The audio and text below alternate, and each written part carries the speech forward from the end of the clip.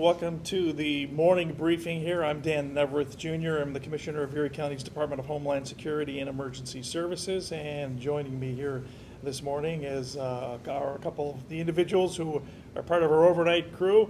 We've got from Central Police Services, James Jancewicz, and we also have from the Department of Public Works, Karen Hoke, who will be speaking a little bit about some of the progress that we've made over the last several hours with regards to the roads and a few other things here too. I do want to re-emphasize to those that are tuning in that we do still currently have some travel bans in place. Buffalo south of William Street in the city of Lackawanna, the town of Hamburg, Orchard Park, and Evans. By the way, this also includes the villages of both Angola and Blaisdell. At 7 o'clock this morning, the New York State Department of Transportation, working in conjunction with a lot of the municipalities, specifically also the county, we're going to get together and there's going to be a discussion with regards to what's going on with the closure of 400 and the 219. It will remain most likely closed for a little while longer. The 90, we should point out, is fully open with the exception, as we pointed out last night, exits 56 and 57.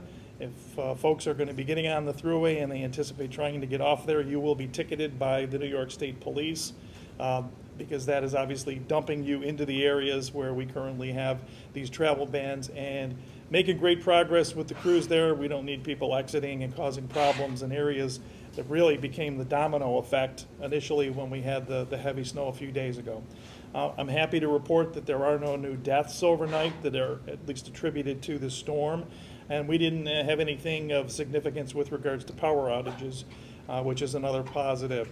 Overnight, our crews here have been working diligently to try and gather some additional tow truck crews. So their message had gone out via our social media, so we've been trying to process that. I do want to point out, though, that we've exhausted more or less our county contracts, so this will be an additional process to help us with that, because we do still have some areas where, even though the roads are passable, there still are numerous vehicles out there that we need to be able to get out of that area and stored somewhere so that we can actually do the complete removal of snow from those areas. I do want to point out that abandoned vehicles that were removed by Erie County, specifically in the areas of Hamburg and Orchard Park, those are going to be continued to be towed to the McKinley Mall, the former Sears parking lot. If you can find that inventory online with regards to whose vehicles are there, and that is erie.gov/towed vehicles to see whether or not your vehicle is in one of our facilities. One of the things we do want to touch on this morning, as the sun starts to come up and the lake effect has moved much further to the south, is snow blower safety. A lot of people are going to get out this afternoon, probably after the Bills game, or try and get some quick snow blowing in before the football game. And we do want to mention the fact that there's a lot of obvious things you don't do while your snow blower is running. Refuel it, because we oftentimes have a lot of fires where people have a relatively warm snow blower.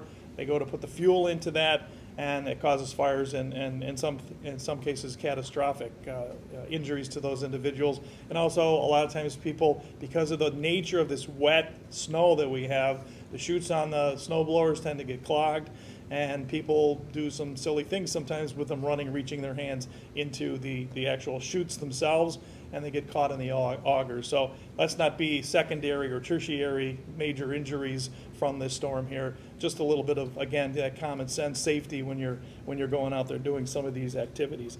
And the other thing too that we wanted to point out, I noticed on our ride in, when we came in last night and even during the daytime, because the sidewalks are probably several days away from being cleared, with 7, 8, 9, 10 feet of snow being tossed off of the road onto the sides there.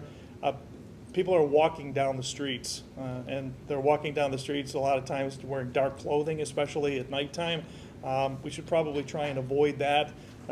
There is a driving ban, but maybe you might want to take a look at the fact too that with these snow plows coming down, not maybe being able to see you, or even some of the tow vehicles, again, let's use some common sense with regards to walking in the middle of the street or on the side of the street there too. Just a couple of the observations that we have that we wanted to point out that we're seeing more and more of. So we don't want to compound things here with more catastrophic injuries. So at this point, I'm going to turn things over to the Deputy Commissioner of the Department of Public Works to give an update on some of the streets that and the progress that has been made, not only in the county, but with a lot of the towns and villages. Karen. Thank you, Commissioner. Good morning. As far as our road and our weather conditions from our highway barns, yesterday gave us an opportunity to really make some great progress on doing some clearing. Those efforts continue. The crews report that there are roads that are snow covered. They are hard packed underneath, so they're continuing their efforts moving the snow. They're also reporting, especially in our southern districts, that we've got high winds now, and those are going to cause some drifts. But the crews are keeping up with all of their routes. And as a reminder, this was a record-breaking storm that in some ways it was more intense than the storm that we had Snowvember back in 2014. We saw at some times that there were 6 inches per hour of accumulation. So the recovery is still continuing, and the recovery has been relatively successful. It's a testament to everyone's preparation, the planning, the continued work of especially our snowplow drivers and all of our recovery crews. They're going to continue that work, but many of these crews have started as early as Wednesday when they saw some accumulation in the south towns, and have been working around the clock. So we need to give them the room and the time to complete the work. We need to get through the snow clearance today, tomorrow, and hopefully we can get back to normal in all of these areas fairly soon. The county team is also going to be talking with school leaders later today to discuss any reopenings for Monday. And also on a positive note, for those of you who have been following the concerns and the story about the 10 Lives Club, DPW was able to respond to that call and help get access to the 10 Lives Club. All of the animals have been fed and they have been taken care of. Thank you. Thanks, Commissioner Jancowicz, did you have anything in particular you wanted to talk about? No. Okay, just wanted to throw that out there as an opportunity for you. We do want to remind those folks out there that are in the hardest hit areas that, as you've heard, we are making tremendous progress. This doesn't stop during the overnight. There's been a lot of activity going on throughout the course. Steady progress, we're happy to report. The mood is actually much lighter this morning here in the Emergency Operations Center, because we all kind of sense that energy of we're getting very, very close to where we need to be. We want everybody to enjoy the Bills game out there. Go Bills. But let the crews continue to do what they're doing. So really, you've got the perfect excuse. You've got a football game this afternoon. Really no reason to be outside. Stay in and watch the Bills beat the Cleveland Browns in Detroit.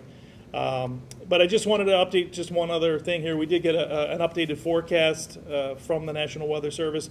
The lake effect snow warning has been replaced now, so we no longer have lake effect snow warning in Erie County to an advisory, but it's an advisory for the blowing snow. So keep that in mind that even though the skies might be clear, any instant one of those gusts come up and it goes to zero visibility again, making it very difficult if you're walking down the road to be seen, and a lot of times for our crews to see you as they're clearing that. There is a gale warning for Lake Erie as well as Lake Ontario, so combined with what's coming off of the lake, we could have gusts over 45 miles an hour. And from Western New York, we all know what happens when the wind blows that nice fresh snow. Also wanted to point out that the lake effect snow warning is still in existence for Chautauqua and Cattaraugus County. So with that, let's all just be safe. We continue to work. We'll update you with regards to the road closures as soon as there's a decision made. Same thing with the schools, and we'll keep you on top of everything. So let's be safe out there. And with that, feel free to ask a question of anybody that's up here. Is there a specific area that you're focusing on as far as snow clearance, like side street area, neighborhood, or just, there's a lot, of course there's a lot of neighborhoods that just haven't seen plow. So I would say the specific areas are the areas, if they have the opportunity to take a look at the map, where we have the driving bans currently. So county assets, state assets, county contracts are working in all those areas. So we would say Orchard Park, Evans, the Hamburg area, Lackawanna area, any of the areas that are impacted. We're not just looking at Orchard Park and then moving to another. It's all of the moving parts, all of those contractors, and that's really why we put out for additional tow services. So we didn't have to do a triage approach necessarily and just do one community and then get to the other. I will say it still is a daunting challenge to get to a lot of the side streets, the tertiary roads as we would refer to them. So now, hopefully during the overnight, we've managed to clear the major roads with regards to the tractor trailers as well as the vehicles. Now it's just a matter of getting into some of these neighborhoods where the roads, quite frankly, haven't been touched probably in 3 days. So it could be even until tomorrow that they might see a plow then? Well, I think you'll see plows, but some of these side streets, you need more than a plow. You're going to have that snow, actually. You're going to need the high loaders and to get that out of there and pile it up, and or taking advantage of our new technologies that were purchased after the last storm, which are the snow blowers, which tend to be a lot more efficient because you're not trucking snow out, you're just relocating it. But that's going to be the approach, and it could be a while. That'll play into the school discussion as well, depending on how far we get through today. And are you able to get any of your plow drivers rest? Yeah, I'll let Karen speak to that, but yes. Our crews have done a fantastic job as far as working with each other between 2 shifts for 24-hour coverage. In some of our districts, they've had to catch their rest on site, on location, but they're working together, they're resting up so that they can get back out and work. How many plows do you guys have? We have, our full fleet is about 40. So depending on, we have had some circumstances where plows got stuck in some instances, so they weren't all always moving at the same time. But we had, for the majority, them out in full force. Certain areas, like I said, they did have some hours where they were limited on movement just because of visibility and being stuck. But they've been out the 40 in full force. And you guys said something earlier that you guys are looking for other people to come plow. Can you tell me just a little bit about that? We've actually had some offers from other municipalities. I know Cattaraugus County has offered to send some plows up our way, and I believe they were helping us out yesterday. So we're kind of fielding those offers as they come in and allocating those resources depending on which area they're coming from outside of the county.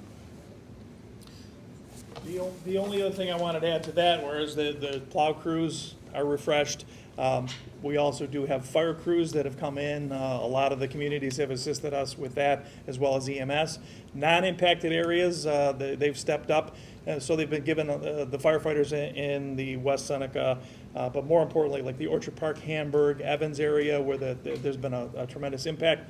Letting those firefighters from those stations go home, get a little bit of a rest. We fill them in with these crews and representation from there so that they know the area. So yeah, so it's about not having that diminished return on responses. So yeah, same thing on the fire and the EMS side of things, and even law enforcement. You have to be able to stay on top of that.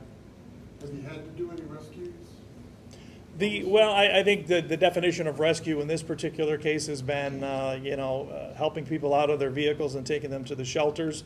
And we do still have a number of shelters where people are waiting until their vehicles are either reunited with their vehicles or they can arrange for additional rides to get out. But that's also been coordinated here through the Emergency Operations Center and the towns and villages that activated them. And so yeah, so I would say to that extent, there's rescues there. There's been teams that have gone out that have actually done assessments on structures just to make sure that they're sound.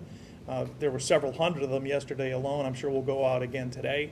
There were throughout parts of Erie County, as that lake effect band swept back through, up to 8 inches of snow that fell rapidly in some areas. So again, we'll have those assessments. The rescue in the sense of no one needed to be pulled off of a cliff or from a vehicle that was severely impacted, just taking them from point A to a safety of a shelter.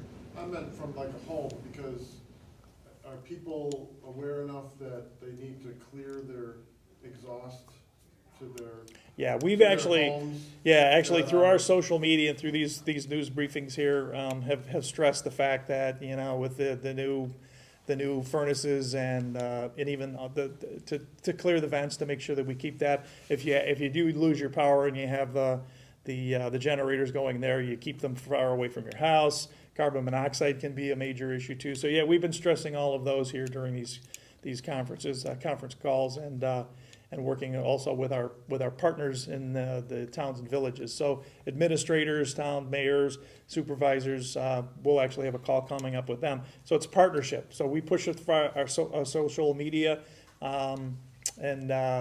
yeah, that's been one of our major themes throughout the course of this. But you haven't had to rescue anybody from their home from that? No, from the- no. From the snowfall? Yeah.